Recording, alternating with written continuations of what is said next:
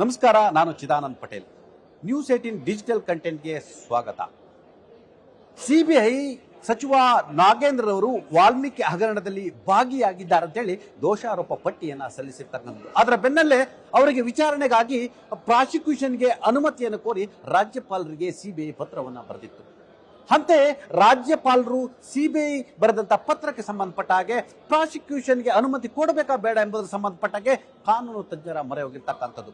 CBI ಯಾಕೆ ಅವರಿಗೆ ಅನುಮತಿಯನ್ನು ಕೇಳ್ತಿರ್ತಕ್ಕಂಥದ್ದು ಮತ್ತು ಈ ದೋಷಾರೋಪ ಪಟ್ಟಿಯಲ್ಲಿ ಏನಿದೆ, ಅನುಮತಿ ಕೊಡುವಂತ ಪ್ರಕರಣ ಅಂತೇಳಿ ಕಾನೂನು ತಜ್ಞರಿಗೆ ಇಡೀ ಸಿಬಿಐ ಕೊಟ್ಟಿರ್ತಕ್ಕಂಥ ದಾಖಲೆ ಸಮೇತ ಪ್ರಾಸಿಕ್ಯೂಷನ್ ಅನುಮತಿ ಪತ್ರವನ್ನು ಕೂಡ ಇದೀಗ ಕಾನೂನು ತಜ್ಞರು ಕೂಡ ಕಳಿಸಿರ್ತಕ್ಕಂಥದ್ದು. ಇದರ ಬೆನ್ನಲ್ಲೇ ರಾಜ್ಯಪಾಲರು ಮತ್ತೊಂದು ಜಾಣ ಹೆಜ್ಜೆಯನ್ನು ಇಟ್ಟಿದ್ದಾರೆ. ಇತ್ತೀಚೆಗಷ್ಟೇ ಹೈಕೋರ್ಟ್ ಕೆಪಿಎಸ್ಸಿಯ ಚೇರ್ಮನ್ ಆಗಿರ್ತಕ್ಕಂಥ ಶಿವಶಂಕರಪ್ಪ ಸಾವ್ಕಾರ್ ಪ್ರಕರಣದಲ್ಲಿ ರಾಜ್ಯಪಾಲರು ಏಕಾಏಕಿ ಕೆಪಿಎಸ್ಸಿ ಹಗರಣದಲ್ಲಿ ಭಾಗಿಯಾಗಿದ್ದಾರೆ ಮತ್ತು ಹಗರಣದ ಪಾಲುದಾರರು ಅನ್ನೋ ಕಾರಣಕ್ಕಾಗಿ ಅವರ ಮೇಲೆ ಬಂದಿರತಕ್ಕಂಥ ಗುರುತರದ ಆರೋಪದ ಕಾರಣಕ್ಕಾಗಿ ಸಿಐಡಿ ತನಿಖೆಯ ಕಾರಣಕ್ಕಾಗಿ ಅವರನ್ನ ರಾತ್ರೋರಾತ್ರಿ ವಜಾ ಮಾಡುತ್ತಾರೆ. ಆಗ ಹೈಕೋರ್ಟ್ ಒಂದು ಪ್ರಶ್ನೆಯನ್ನ ಎತ್ತುತ್ತೆ. ಶಿವಶಂಕರಪ್ಪ ಸಾವ್ಕಾರ್ ರಾಜ್ಯಪಾಲರು ಕಾನೂನು ವಿರುದ್ಧವಾಗಿ ನನ್ನನ್ನ ಕೆಪಿಸಿ ಚೇರ್ಮನ್ ವಜಾ ಮಾಡಿದ್ದಾರೆ ಅಂತೇಳಿ ಹೈಕೋರ್ಟ್ನ ಮೊರೆ ಹೋಗ್ತಾರೆ. ಆಗ ಹೈಕೋರ್ಟ್ ಹೇಳುತ್ತೆ, ರಾಜ್ಯಪಾಲರು ಕಾನೂನನ್ನ ಪಾಲನೆ ಮಾಡಿಲ್ಲ, ಕ್ಯಾಬಿನೆಟ್ನ ಒಪ್ಪಿಗೆ ಪಡೆದಿಲ್ಲ ಅಂತೇಳಿ ಇಡೀ ಪ್ರಕರಣದಲ್ಲಿ ಅವರ ರಾಜ್ಯಪಾಲರ ಆದೇಶವನ್ನ ವಜಾ ಮಾಡಿ ಅವ್ರನ್ನ ಒಂದು ವಾರದೊಳಗಡೆ ಅವ್ರನ್ನ ಮತ್ತೆ ಕೆಪಿಎಸ್ಸಿಗೆ ನೇಮಕ ಮಾಡಬೇಕಂತೇಳಿ ಸೂಚನೆಯನ್ನ ಕೊಡುತ್ತೆ. ಅದಾದ ಬಳಿಕ ಸರ್ಕಾರ ಕ್ಯಾಬಿನೆಟ್ ಅನ್ನು ಕರೆದು ಕ್ಯಾಬಿನೆಟ್ ಇಂದ ಅವ್ರನ್ನ ವಜಾ ಮಾಡುವಂತೆ ಶಿಫಾರಸನ್ನ ಮತ್ತೆ ರಾಜ್ಯಪಾಲರಿಗೆ ಕಳಿಸಿರ್ತಕ್ಕಂಥದ್ದು. ಎಸ್, ಅಫ್ಕೋರ್ಸ್ ಇದೇ ರೀತಿ ನಾಗೇಂದ್ರ ಪ್ರಕರಣವೂ ಕೂಡ ಆಗಬಹುದೆಂಬ ಎಚ್ಚರಿಕೆ ಹೆಜ್ಜೆಯನ್ನ ರಾಜ್ಯಪಾಲರು ಇಟ್ಟಿರ್ತಕ್ಕಂಥದ್ದು. ಯಾಕಂತ ಹೇಳಿದ್ರೆ ಒಂದು ವೇಳೆ ಸಿಬಿಐ ಕೇಳಿರ್ತಕ್ಕಂಥ ಪ್ರಾಸಿಕ್ಯೂಷನ್ಗೆ ಕಾನೂನಿನ ಅನುಮತಿಯ ಪಡೆದುಕೊಂಡು ಒಂದು ವೇಳೆ ಪ್ರಾಸಿಕ್ಯೂಷನ್ಗೆ ಅನುಮತಿಯನ್ನು ಕೊಟ್ಟರೆ ನಾಗೇಂದ್ರ ಅವರು ಹೈಕೋರ್ಟ್ ಹೋದ ಸಂದರ್ಭದಲ್ಲಿ ಸಹಜ ನ್ಯಾಯವನ್ನು ಪಾಲಿಸಿಲ್ಲ, ಆ ಮುಖಾಂತರ ಕ್ಯಾಬಿನೆಟ್ ಒಪ್ಪಿಗೆಯನ್ನೇ ಪಡೆದಿಲ್ಲ, ಸರ್ಕಾರದ ಅಭಿಪ್ರಾಯವನ್ನೇ ಪಡೆದಿಲ್ಲ ಅಂತೇಳಿ ಮತ್ತೆ ಅದು ಅವರ ಕೊಟ್ಟಿರ್ತಕ್ಕಂಥ ಏನು ಪ್ರಾಸಿಕ್ಯೂಷನ್ ಅನುಮತಿಯು ರದ್ದಾಗುವ ಸಾಧ್ಯತೆ ಇರತಕ್ಕಂಥದ್ದು. ಹಾಗಾಗಿ ಎಚ್ಚರಿಕೆ ಹೆಜ್ಜೆಯನ್ನ ರಾಜ್ಯಪಾಲರು ಇಟ್ಟಿದ್ದಾರೆ. ಆ ಎಚ್ಚರಿಕೆ ಹೆಜ್ಜೆ ಅಂತ ಹೇಳಿದ್ರೆ ಸರ್ಕಾರಕ್ಕೆ ನಾಗೇಂದ್ರ ತಲೆದರದ ಚೆಂಡನ್ನ ಎಸೆದು ಬಿಟ್ಟಿದ್ದಾರೆ. ಅರ್ಥಾತ್ ಕ್ಯಾಬಿನೆಟ್ ಒಪ್ಪಿಗೆಯನ್ನ ಕೇಳಿರ್ತಕ್ಕಂಥದ್ದು. ಅಷ್ಟೇ ಅಲ್ಲ, ನಾಗೇಂದ್ರ ಅವರಿಗೆ ಕ್ಯಾಬಿನೆಟ್ ಒಪ್ಪಿಗೆಯನ್ನು ಕೊಡಬೇಕಂತ ಅಷ್ಟೇ ಮಾತ್ರ ಹೇಳಿಲ್ಲ, ಇಲ್ಲಿ ರಾಜ್ಯಪಾಲರ ಒಂದು ಚೆಕ್ ಮೇಟ್ ಅನ್ನು ಕೂಡ ಇಟ್ಟಿದ್ದಾರೆ. ಇದೊಂಥರ ಜಾಣ ಹೆಜ್ಜೆ ಅಂತ ಇಡ್ಲಾಗ್ತಿದೆ. ಆ ಮುಖಾಂತರ ರಾಜ್ಯಪಾಲರು ಸರ್ಕಾರದ ವಿರುದ್ಧವಾಗ್ಲಿ, ಸರ್ಕಾರದೆಲ್ಲ ಭಾಗಿಯಾಗಿರ್ತಕ್ಕಂಥ ಸಚಿವರ ವಿರುದ್ಧವಾಗ್ಲಿ, ಕಾಂಗ್ರೆಸ್ನ ಶಾಸಕರ ವಿರುದ್ಧವಾಗ್ಲಿ ಇಲ್ಲ, ನಾನು ಬಯಾಸ್ ಇದ್ದೀನಿ ಅನ್ನೋ ಮುಖಾಂತರ ಈ ಹಿಂದೆ ಲೋಕಾಯುಕ್ತ ಅಕ್ರಮ ಗಣಿಗಾರಿಕೆ ವಿಚಾರದಲ್ಲಿ ಜನಾರ್ದನ್ ರೆಡ್ಡಿ ಅವರನ್ನ ವಿಚಾರಣೆಗೆ ಒಳಪಡಿಸುವ ಕಾರಣಕ್ಕಾಗಿ ರಾಜ್ಯಪಾಲರ ಬಳಿ ಅನುಮತಿಯನ್ನು ಕೂಡ ಕೇಳ್ತಾ, ಅಂದ್ರೆ ಪ್ರಾಸಿಕ್ಯೂಷನ್ ಅನುಮತಿಯನ್ನು ಕೂಡ ಕೇಳಿತು, ರಾಜ್ಯಪಾಲರು ಇನ್ನೂ ಕೊಟ್ಟಿರಲಿಲ್ಲ.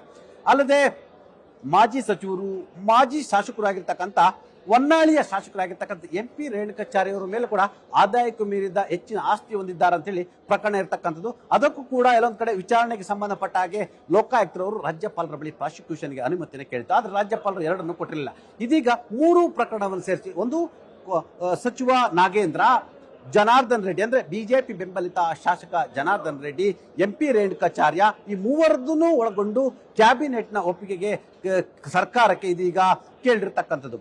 ಆ ಮುಖಾಂತರ ಇದೀಗ ನಾಗೇಂದ್ರಗೆ ಹೊಸ ಟೆನ್ಷನ್ ಆರಂಭ ಆಗಿರ್ತಕ್ಕಂಥದ್ದು. ಒಂದು ಕಡೆ ಕಾನೂನು ತಜ್ಞರ ಮೊರೆ ಹೋಗಿರ್ತಕ್ಕಂಥ ರಾಜ್ಯಪಾಲರು, ಮತ್ತೊಂದು ಕಡೆ ಇದರ ಬೆನ್ನಲ್ಲೇ ಕ್ಯಾಬಿನೆಟ್ ಒಪ್ಪಿಗೆಯನ್ನು ಕೂಡ ಕೇಳಿರ್ತಕ್ಕಂಥದ್ದು. ಹಾಗಾಗಿ ಸರ್ಕಾರದ ಭಾಗಿಯಾಗಿರ್ತಕ್ಕಂಥ ಸಚಿವ ನಾಗೇಂದ್ರ ಅವರನ್ನ ಇಟ್ಟುಕೊಂಡು ಕ್ಯಾಬಿನೆಟ್ ನಲ್ಲಿ ಅವರದ ಪರವಾಗಿ ಕೊಡ್ತಾರಾ ಅಥವಾ ಅನುಮತಿಯನ್ನು ಕೊಡಿ ಅಂತ ಹೇಳ್ತಾರಾ ಅಥವಾ ಅನುಮತಿ ಕೊಡಬೇಡಿ ಅಂತ ಹೇಳ್ತಾರ ಕೂಡ ಸದ್ಯದ ಕುತೂಹಲ ಅಂತ ಹೇಳ್ಬೋದು. ಯಾಕಂತ ಹೇಳಿದ್ರೆ ಸರ್ಕಾರ ಈ ಹಿಂದೆ ವಾಲ್ಮೀಕಿ ಹಗರಣ ಸಂಬಂಧಪಟ್ಟಾಗೆ SIT ನೇಮಕ ಮಾಡಿತ್ತು. ಆ SIT ಅಂತಿಮ ವರದಿಯನ್ನು ಕೊಟ್ಟಿರ್ತಕ್ಕಂಥದ್ದು. ಅಂತಿಮ ವರದಿಯಲ್ಲಿ ನಾಗೇಂದ್ರ ನಿರಪರಾಧಿ, ನಾಗೇಂದ್ರ ಅವರು ವಾಲ್ಮೀಕಿ ಹಗರಣದಲ್ಲಿ ಭಾಗಿಯಾಗಿರೋ ಸಂಬಂಧಪಟ್ಟಾಗೆ ಎಲ್ಲೂ ಕೂಡ ನೇರವಾಗಿ ಹಸ್ತಕ್ಷೇಪ ಕಾಣ್ತಾ ಇಲ್ಲ, ಚೆಕ್ ಅನ್ನು ತೆಗೆದುಕೊಂಡಿಲ್ಲ, ಚೆಕ್ ಅನ್ನು ಕೊಟ್ಟಿಲ್ಲ, ಅವರ ಯಾವುದೇ ಖಾತೆಗೆ ಹಣ ವರ್ಗಾವಣೆ ಆಗಿಲ್ಲ, ಯಾವುದೇ ಪತ್ರ ವ್ಯವಹಾರ ಇಲ್ಲ, ಯಾವುದಕ್ಕೂ ಕೂಡ ನಿರ್ದಿಷ್ಟವಾದ ಗುರುತರವಾದ ಸಾಕ್ಷಿಗಳಿಲ್ಲ ಅಂತೇಳಿ SIT ಕ್ಲೀನ್ ಚಿಟ್ ಅನ್ನು ಕೊಟ್ಟಿರ್ತಕ್ಕಂಥದ್ದು. ಹಾಗಾಗಿ SIT ಆಧಾರದ ಮೇಲೆ ಕ್ಯಾಬಿನೆಟ್ ನಾಗೇಂದ್ರ ಅವರಿಗೆ ಪ್ರಾಸಿಕ್ಯೂಷನ್ ಅನ್ನ ಕೊಡಬೇಡಿ ಅಂತ ಹೇಳುತ್ತಾ ಅಥವಾ ರಾಜ್ಯಪಾಲರು ಕೊಟ್ಟಿರ್ತಕ್ಕಂಥ ದಾಖಲೆ ಅಂದ್ರೆ ಸಿಬಿಐ ದೋಷಾರೋಪ ಪಟ್ಟಿ ಸಲ್ಲಿಸಿರ್ತಕ್ಕಂಥದ್ದು ಮತ್ತಿಗೆ ಸಿಬಿಐ ಕೇಳಿರ್ತಕ್ಕಂಥ ಪ್ರಾಸಿಕ್ಯೂಷನ್ ಅನುಮತಿ ಇವೆಲ್ಲವನ್ನು ಇಟ್ಟುಕೊಂಡು ಅದರ ಮೇಲೆ ಕ್ಯಾಬಿನೆಟ್ ನಿರ್ಧಾರ ಮಾಡ್ತಂದು ಅನ್ನೋದು ಕೂಡ ಸದ್ಯದ ಯಕ್ಷ ಪ್ರಶ್ನೆ. ಯಾಕಂತ ಹೇಳಿದ್ರೆ ಮುಂಬರಲಿರ್ತಕ್ಕಂಥ ಕ್ಯಾಬಿನೆಟ್ ಅಲ್ಲಿ ಸರ್ಕಾರ ಅನಿವಾರ್ಯವಾಗಿ ಡಿಸಿಷನ್ ಅನ್ನ ತೆಗೆದುಕೊಳ್ಳಲೇಬೇಕು. ಯಾಕಂತ ಹೇಳಿದ್ರೆ ಯಾಕೆ ಡಿಸಿಷನ್ ತೆಗೆದುಕೊಳ್ಬೇಕು ಅಂತ ಹೇಳಿದ್ರೆ ಸರ್ಕಾರ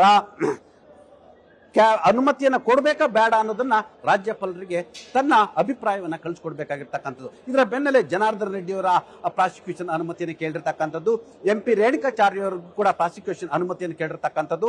ಹಾಗಾಗಿ ಇವೆರಡೂ ಕೂಡ ಕ್ಯಾಬಿನೆಟ್ ಅಂಗಳದಲ್ಲಿ ಇರ್ತಕ್ಕಂಥದ್ದು, ಸರ್ಕಾರದ ಅಂಗಳದಲ್ಲಿ ಇರ್ತಕ್ಕಂಥದ್ದು.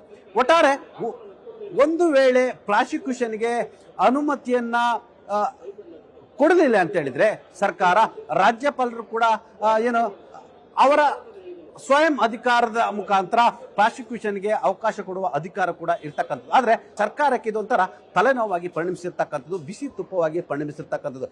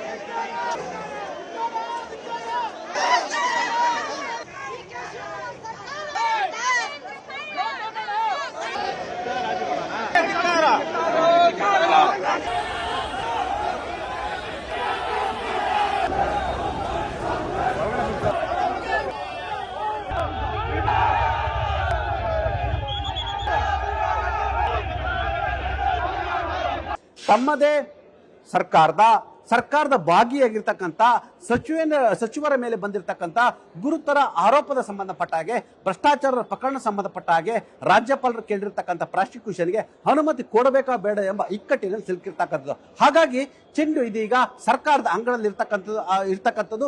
ಮುಂಬರಲಿರ್ತಕ್ಕಂಥ ಸಚಿವ ಸಂಪುಟ ಸಭೆಯಲ್ಲಿ ಸರ್ಕಾರ ಯಾವ ನಿರ್ಧಾರ ತೆಗೆದುಕೊಳ್ಳುತ್ತೆ, ಸರ್ಕಾರದ ನಿರ್ಧಾರ ಏನು, ರಾಜ್ಯಪಾಲರಿಗೆ ನೀವು ಪ್ರಾಸಿಕ್ಯೂಷನ್ಗೆ ಅನುಮತಿ ಕೊಡಬಹುದು ಅಂತ ಅಭಿಪ್ರಾಯವನ್ನು ಕೊಡುತ್ತಾ, ಇಲ್ಲ SIT ಕ್ಲೀನ್ ಚಿಟ್ ಕೊಟ್ಟಿದೆ ಹಾಗಾಗಿ ಕೊಡಬೇಡಿ ಅಂತ ಹೇಳುತ್ತಾ, ಇದರ ಬೆನ್ನಲ್ಲೇ ಜನಾರ್ದನ್ ರೆಡ್ಡಿ ಅವರಿಗೂ ಕೂಡ ಪ್ರಾಸಿಕ್ಯೂಷನ್ಗೆ ಅನುಮತಿಯನ್ನು ಕೊಡುತ್ತಾ, ರೇಣುಕಾಚಾರ್ಯರು ಕೂಡ ಅನುಮತಿಯನ್ನು ಕೊಡುತ್ತಾ ಅನ್ನೋದು ಕೂಡ ಸದ್ಯದ ಕುತೂಹಲ. ನಿರ್ಭೀತ, ನಿಷ್ಪಕ್ಷಪಾತ, ವಿಶ್ವಾಸಾರ್ಹ ಸುದ್ದಿಗಳಿಗೆ ಮತ್ತೊಂದು ಹೆಸರಾಗಿರುವ News18 ಕನ್ನಡ ಈಗ ಆಪ್ನಲ್ಲೂ ಲಭ್ಯವಿದೆ. ದಯವಿಟ್ಟು ಇಲ್ಲಿರುವ QR ಕೋಡ್ ಅನ್ನು ಸ್ಕ್ಯಾನ್ ಮಾಡಿಕೊಂಡು ಆಪ್ ಡೌನ್ಲೋಡ್ ಮಾಡೋದಕ್ಕೆ ಮರಿಬೇಡಿ. ನಿಮ್ಮ ಬೆಂಬಲ ಹೀಗೆ ಸದಾ ನಮ್ಮೊಂದಿಗಿರಲಿ. ಧನ್ಯವಾದ.